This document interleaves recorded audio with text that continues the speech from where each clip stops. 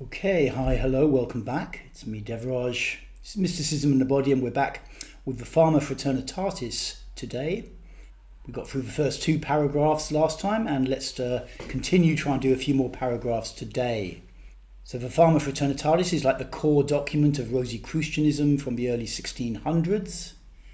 Published originally in German, this is a Thomas Vaughan translation from a while afterwards. And as we looked last time, this document, when it was published, caused a great furore amongst the intelligentsia, the intellectual classes of Northern Europe, and in fact of all of Europe. I'm using the version published in this book, Paul Foster Case, The True and Invisible Rosicrucian Order, which contains the Fama and also the second document that came with it, the Confessio, about a year later, and does some interpretation. I've read this book a couple of times, but I also interpret a little bit my own way as well. So my interpretation is informed by Dr. Case's, but also it's a bit my stuff as well and how I see it, just to be clear about that. Last time we looked at these first two paragraphs beginning, seeing the only wise and merciful God in these latter days hath poured out so richly his mercy and goodness to mankind. What it was talking about, really in the background, it's talking about this kind of popular idea of the time of the fifth kingdom. And the fifth kingdom is probably most clearly shown in this tarot key. These days a little edgy for having naked children on it. But essentially, this is from the Esoteric Tarot of Builders of the Adytum. And essentially it's the sun key. It's a glyph, a traditional glyph of the sun, and then these two dancing children represent the conscious male, conscious mind, unconscious mind, the feminine. They've got a foot in an inner circle and another foot in an outer circle, which kind of indicates that they're in both the inner worlds, the inner planes, and also the outer world, the world around us. And they're both to some degree, but especially the unconscious mind, the little girl, turning away from this wall behind her. And this wall of 5 layers of brick represents, the 5 senses. So sensory consciousness here is perceived as a wall, and they're turning away from this wall. So they're turning away from the outer world of the senses. And then you see these 5 sunflowers, 4 of which are looking towards the little kids, and 1 of which is turned towards the sun. So this is all super deep symbolism, which is very relevant here. And these four sunflowers, which look towards the kids, represent like the mineral kingdom, I think, plants, animals, humans, all of whom are looking towards these kids, who are a symbol of regenerated consciousness. This is a core esoteric concept within Rosicrucianism, the idea that a fifth kind of consciousness, often represented by Horus, the Egyptian god, can emerge from humanity. So these 4 stages of conscious development, mineral, plant, animal, and human, look towards this regenerated consciousness for their fulfillment, rather in a manner that was famously described in the book of Romans 8:19, for the earnest expectation of the creature waiteth for the manifestation of the sons of God. So the sense here is that all the stages of creation that have unfolded before are waiting for this regenerated consciousness to come. And this regenerated consciousness is like the 5th kingdom, symbolized by this sunflower here, which is still looking towards the sun. And this is also alluded to in this first paragraph of the Fama. The perfect knowledge of his Son, Jesus Christ, and of nature. So this idea of completing nature represents like the 5th kingdom. It's like a work that is not quite finished yet, and that requires human self-consciousness and sort of self-mastery in order to be finished. That justly we may boast of a happy time wherein there is not only discovered unto us the half part of the world, blah, blah, blah, and more, and creatures of nature, and moreover hath raised men endued with great wisdom, which might partly renew and reduce all arts to perfection,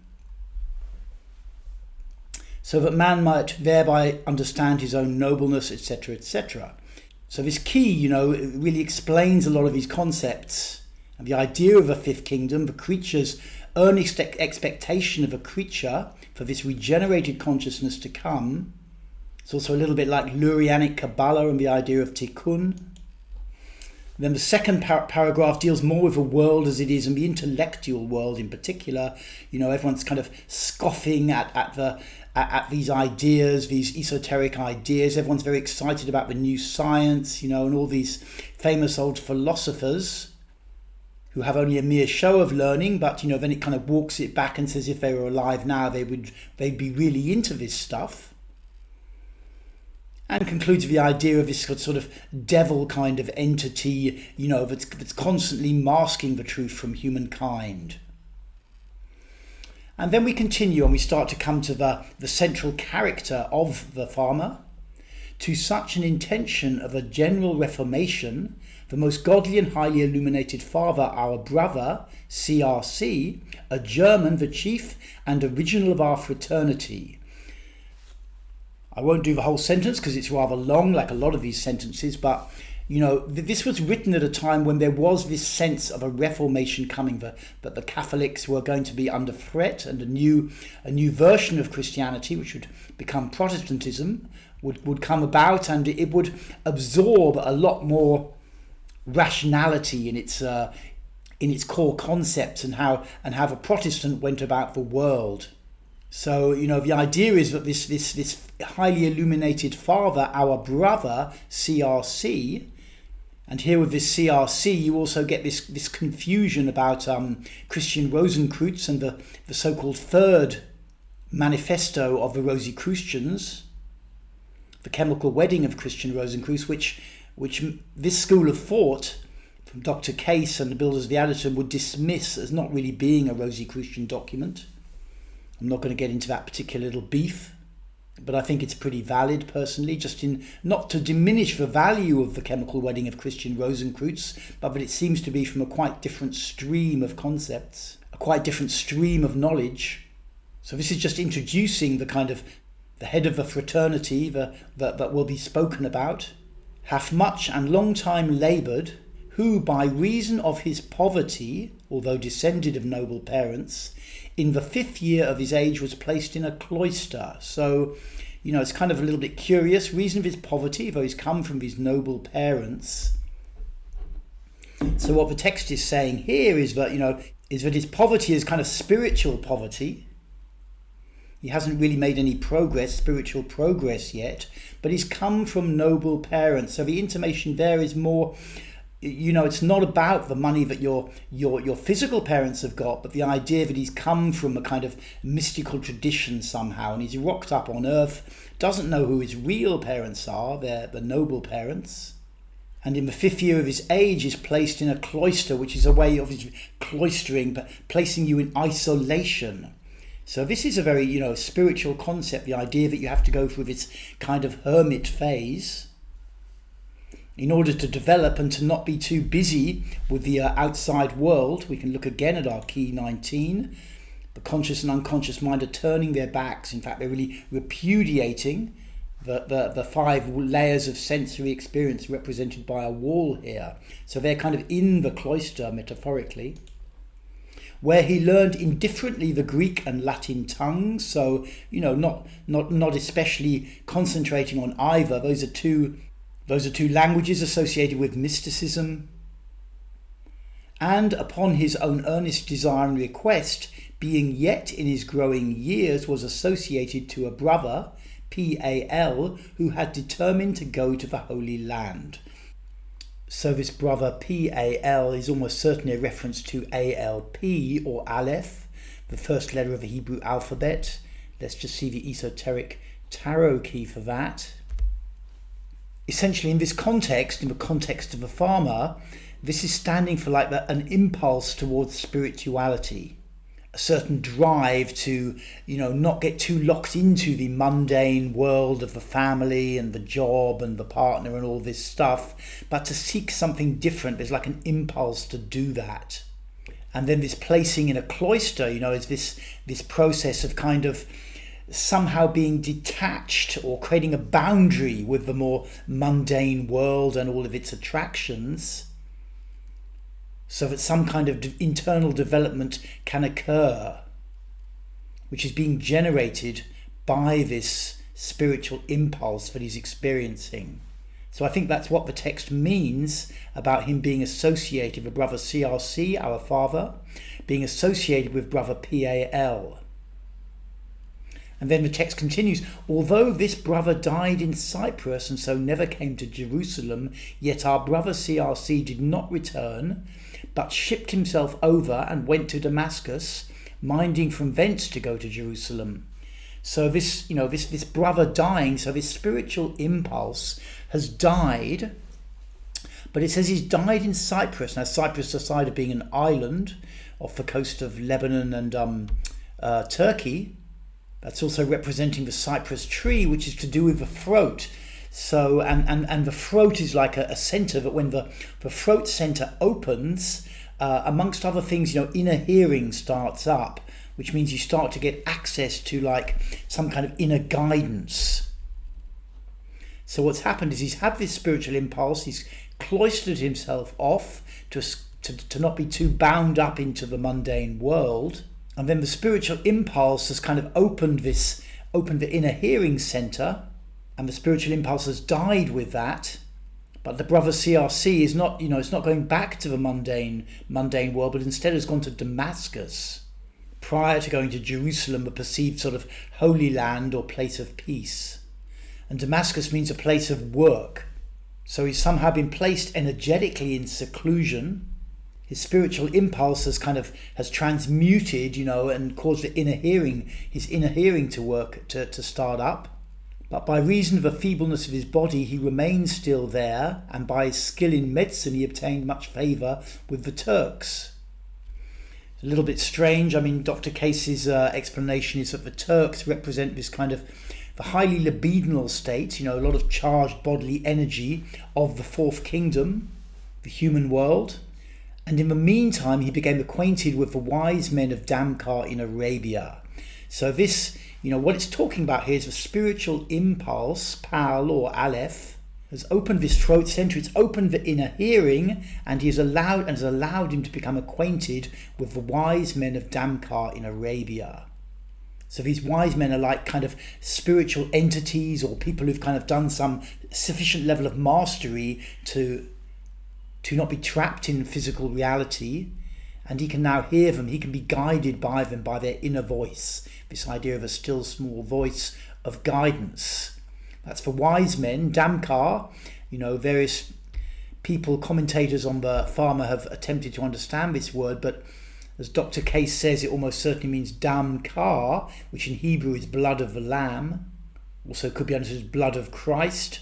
And really it refers to some kind of initiation. He's going to be undergoing some kind of initiation. And in Arabia, this Arab, the word originally, Arabia refers to like a state where nothing grows, like all vitality is held from being expressed. And that idea in tarot is represented by the high priestess. This idea of like the cosmic mind stuff, the unmanifest realm, Prakriti in Vedantic, Hindu Vedantic school. The high priestess is not having sex, she's not having children, she's this unmanifest state. Is not giving birth to anything. So what the text is saying here is that his spiritual impulse has taken him into the seclusion and opened his inner hearing, and now his libidinal energy has kind of come up. This is like something to do with the favour of the Turks. He's become acquainted with the wise men from the place of initiation in this unmanifest realm, and he's beheld the great wonders they wrought and how nature was discovered unto them. So that's another reference to this concept of nature being an unfinished process. And that if you can read the book of nature, we'll see in a moment, that then you can understand something about the higher realms from where it's emerging. So we continue along. Hereby was that high and noble spirit of brother CRC so stirred up. So this libidinal vitality which is rising is getting stirred up inside of him. He wasn't no longer busy with going to Jerusalem, to the kind of place of peace or something like that, of the Holy Land.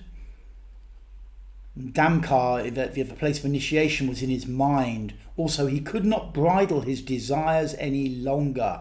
So, his libidinal vitality, his sexual energy is coming up and driving him a bit crazy. But he's made a bargain with the Arabians that they should carry him for a certain sum of money to Damkar. So, essentially, these wise men are taking him to this place of initiation. And the sum of money is more like a kind of, a commitment that he has to make for his inner work, his inner journey. He was but of the age of 16 years when he came thither, yet of strong Dutch constitution. 16, Dr. Case points out, key 16 here is the tower struck by lightning, this lightning bolt in the shape of a tree of life, sword on the tree of life, knocks off his spiritual ego, causing the conscious mind to kind of fall, in realizing his state of error. It's shaped a bit like a Hebrew letter ayin, representing error or surface appearances,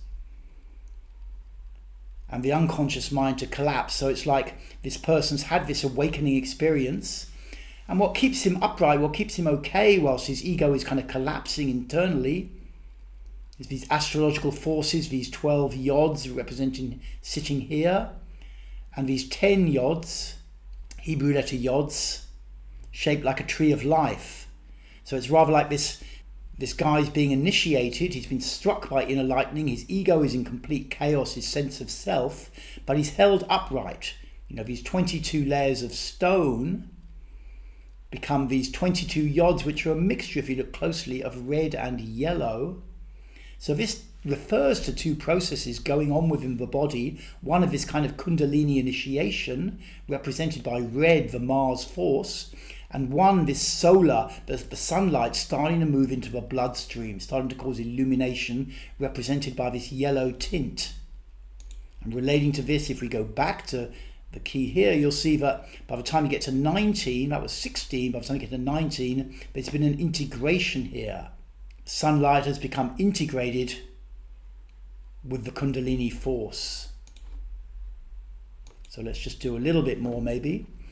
So in like 16 years he's become initiated, something about strong Dutch constitution, just I think that he's kind of strong. There the wise men received him not as a stranger, as he himself witnesseth. This witnessing is quite interesting, but as one whom they had long expected. So you've got this kind of sense here. He believed himself to be a stranger, his kind of pre-awakening ego felt himself separate, but he was recognized by the wise men for the true self that's underneath this ego, like a guest. The ego is a kind of guest, and then the real owner, the landlord, the real owner of the house is coming back. That's an old spiritual metaphor. And this kind of egoic panic, when the guest is about to be kind of uprooted because the real owner of the house is coming back, the tenant is being uprooted. But as one whom they had long expected, they called him by his name and showed him other secrets out of his cloister, whereat he could not but mightily wonder. So they're teaching him all sorts of mystical secrets, basically. Let's just do one more paragraph. He's been initiated. This is not physical travel that's going on here. It's a process of inner spiritual development. He learned there better the Arabian tongue. So this is not to mean that he learned Shami or Arabic or Fusha or whatever. Rather, it's like the kind of great magical language, the concept of a language which exists underneath all languages and by which you can kind of speak forth. You can alter reality. The word abracadabra, as I've mentioned in other videos, originally means as I speak, I create it. It hooks into the kind of rabbinic Kabbalistic, the Jewish Kabbalistic concept of creating through words, through letters. He learned there better the Arabian tongue, so that the year following he translated the Book M, the Liber Mundi, into good Latin, which he afterwards brought with him. So he's developed the capacity to understand nature for what it is, which is essentially a reflection of a higher spiritual world. If you're interested, you can also look up this notion of the two mirrors from Kabbalah, from Zohar, and the idea that the world around you is like a kind of heavily suppressed or filtered version of the mystical realm. But if you were to experience a kind of mystical light, it's so intense, it's too devastating. And so, this world around us has descended from that. We're seeing reality, through this kind of very heavily filtered mirror. And translating the book M means he's learned to read nature itself. He's learned to see in the world around him exactly what it actually means in terms of what's going on in the upper land, this as above, so below concept. This is the place where he did learn his medicine and his mathematics, whereat the world hath much cause to rejoice if there be more love and less envy. So he's learned, how the art of not just medicine in terms of healing, but of making alterations to the environment around him through the way he's using mental imagery and his access to the upper worlds, and his mathematics, which is used to kind of understand the world around you. Whereat the world hath much cause to rejoice, because it offers this immense potential for human development, to become the fifth kingdom, to liberate mankind, and in so doing liberate all of creation, as we saw in the book of Romans, the creature, the earnest expectation of the creature waiting for the revelation of the sons of God, the fifth kingdom, if there were more love and less envy. So this is kind of key, that when you can come from a place of not fighting other people with your supposed wisdom, but working together, then immense changes can be wrought when you understand these things. So I think that's enough. That's enough for one day. Remember, what we're looking at here is this initiatory and developmental journey of the brother CRC, also known as the father, as he'll be later on, and different phases that he's going through on this initiatory journey, from having a spiritual impulse to actually getting access to the voice of the wise men on a different plane, who can guide him, tell him what to do, and then he develops more powers. Cool. So I'll be back sometime soon with a bit more of the Fama. We'll continue on our journey with this. I hope this video has been useful to you. Fama Fraternitatis, super interesting book, super deep stuff, and really worth getting into. My name's Devraj, and I'll see you again soon for more mysticism in the body.